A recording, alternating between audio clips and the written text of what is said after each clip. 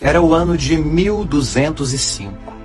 Francisco, o jovem filho de um rico comerciante da cidade de Assis, na Itália, vagava inquieto pelas colinas da Úmbria.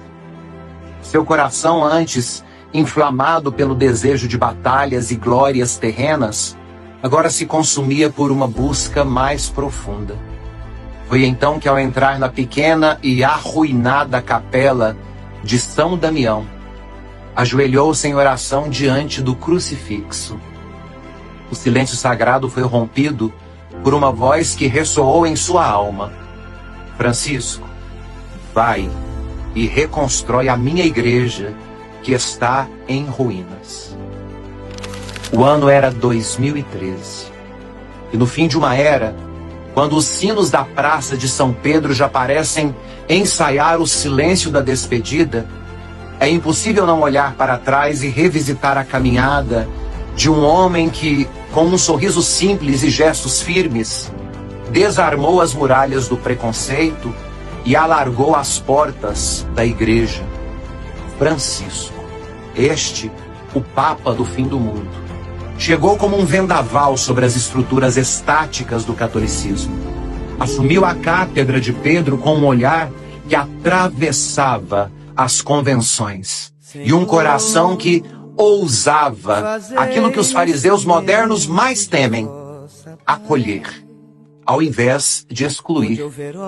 Para muitos, seu pontificado foi um sopro de misericórdia em tempos de intolerância e intransigência. Para outros, leigos, padres, bispos, frades, um escândalo de bondade que feriu o orgulho dos que confundem a fé com um tribunal da Santa Inquisição. Enquanto uns erguiam muros, ele insistia em construir pontes. Enquanto as vozes rigoristas gritavam excomunhões e condenações, ele escolhia sentar-se à mesa com os pecadores, os esquecidos e os rejeitados. Ah, os fariseus dos tempos modernos!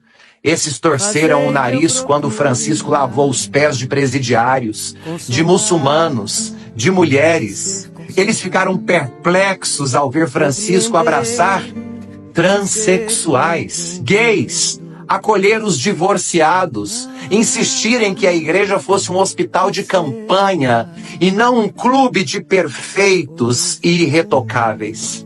Esses irritaram-se ao ouvir Francisco dizer que preferia uma igreja acidentada, cheia de lamas nos pés, mas em movimento, do que uma igreja doente por ficar trancada em si mesma.